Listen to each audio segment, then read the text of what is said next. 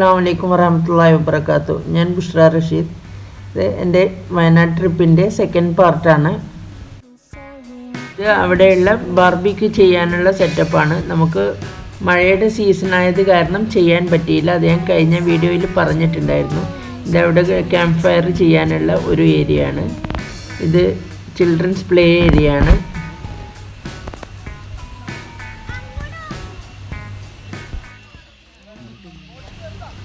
ഇത് ബാഡ്മിൻ്റനും ഫുട്ബോളും ഒക്കെ കളിക്കാനുള്ള ഒരു ഏരിയ ആണ്. അവിടെ രാത്രി വരെയും കളിക്കാൻ വേണ്ടി പറ്റും. അവിടെ ലൈറ്റും ഒക്കെ ഉണ്ട്. ഇവരൊക്കെ രാത്രി വരെ കളിച്ചിട്ടാണ് കയറിയത്. അതിൻ്റെ ചുറ്റോടുമുള്ള സ്ഥലങ്ങളാണിത്. സൈഡിലൊക്കെ നല്ല കാടാണ്. ഇത് ഒരു കുളം മാതിരി കെട്ടിയിട്ടുണ്ട്. ഇതിൽ നിന്നാണ് അവിടത്തേക്ക് ആവശ്യമുള്ള വെള്ളം പമ്പ് ചെയ്തെടുക്കുന്നത്.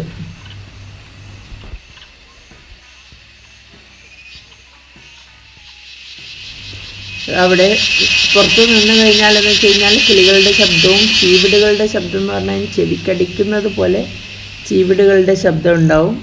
പക്ഷെ നല്ല രസമാണ് അതിങ്ങനെ കേൾക്കാൻ. അവിടെ തന്നെയുള്ള ഒരു മരമാണിത്. ഇത് നല്ല പുഷായിട്ട് നല്ല ഒരു ബൊക്ക മാതിരിയുള്ള ഒരു മരമാണ്.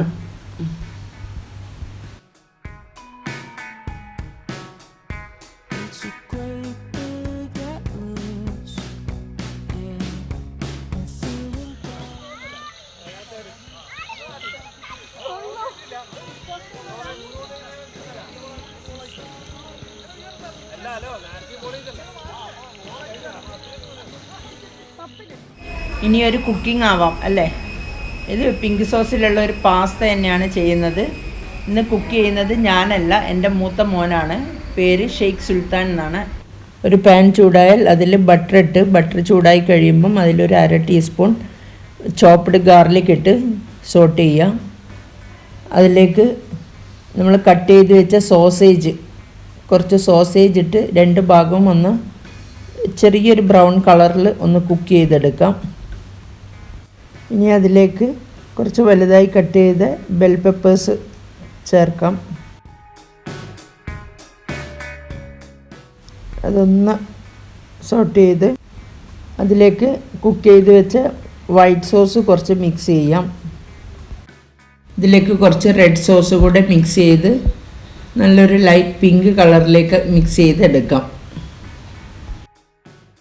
അതിൽ കുറച്ച് ഉപ്പും ആവശ്യത്തിന് ഉപ്പും കുറച്ച് പെപ്പർ പൗഡറും ചേർത്ത് മിക്സ് ചെയ്ത് അതിലേക്ക് ബോയിൽ ചെയ്ത പാസ്ത ഇട്ട് മിക്സ് ചെയ്യാം. പാസ്ത ചേർത്ത് മിക്സ് ചെയ്ത് അതൊന്ന് തിളച്ച് കഴിയുമ്പം അതിലേക്ക് കട്ട് ചെയ്ത ബ്ലാക്ക് ഒലീവ്സ് ചേർത്ത് കൊടുക്കാം. ഒലീവ്സ് ഓപ്ഷണൽ മാത്രമാണ്. പിന്നെ അതിനെ ഫ്ലെയിം ഓഫ് ചെയ്ത് ഒരു പാത്രത്തിലേക്ക് മാറ്റാം. പിങ്ക് സോസിലുള്ള പാസ്ത റെഡി ആയിട്ടുണ്ട്. എല്ലാവരും ട്രൈ ചെയ്ത് നോക്കണം. ഇഷ്ടമായാൽ ലൈക്ക് ചെയ്യാനും ഷെയർ ചെയ്യാനും കമൻറ്റ് ചെയ്യാനും മറക്കരുത്. Group 1, Group 2, Group 3, Group 4, Group 5. Okay. Group 1 first question. ഒരു ചെസ് ബോർഡിൽ എത്ര സ്ക്വയർ ഉണ്ട്?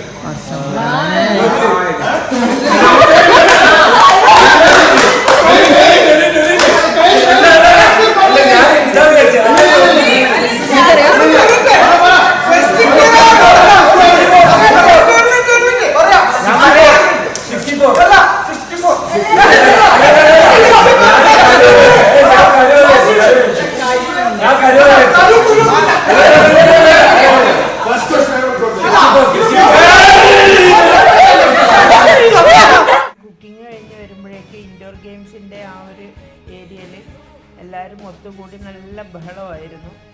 അവിടെ ക്വിസ് സ്റ്റാർട്ട് ചെയ്തിട്ടുണ്ടായിരുന്നു.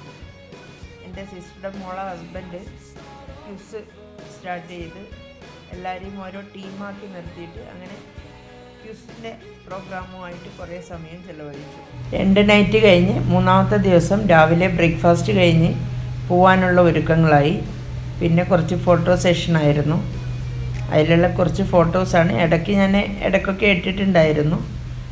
ബാക്കി കുറച്ച് ഫോട്ടോസ് ഇതിൽ ഇൻക്ലൂഡ് ചെയ്തിട്ടുണ്ട്. പിന്നെ നമ്മളവിടുന്ന് യാത്ര, ഞാനും ആങ്ങളെയും ഇക്കയും ആദ്യമേ പുറപ്പെട്ടു. നമ്മൾ എറണാകുളത്തേക്ക് പോവുകയാണ്. അപ്പം നമ്മൾ കുറച്ച് എല്ലാവരും ഇറങ്ങുന്നതിലും കുറച്ച് മുമ്പേ നമ്മൾ പുറപ്പെട്ടു. ചുരം ഇറങ്ങാൻ വേണ്ടി തുടങ്ങി.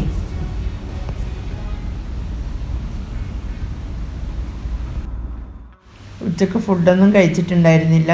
വൈകുന്നേരം ആയപ്പോൾ നല്ല വിശപ്പ് തുടങ്ങി. മലപ്പുറം എത്തിയപ്പം ഒരു റെസ്റ്റോറൻറ്റിൽ കയറി ഫുഡ് കഴിച്ചിട്ടാണ് യാത്ര തുടങ്ങിയത്.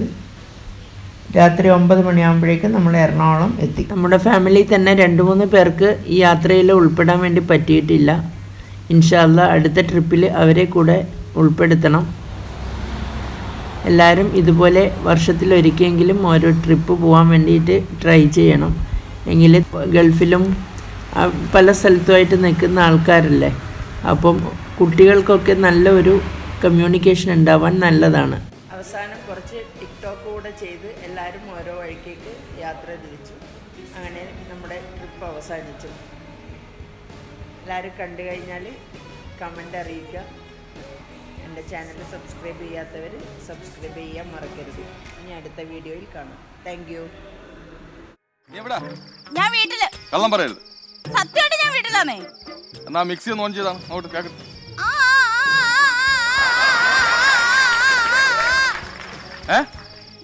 കേട്ടില്ലേ? ഇല്ല, ഒന്നുകൂടെ ഓൺ ചെയ്.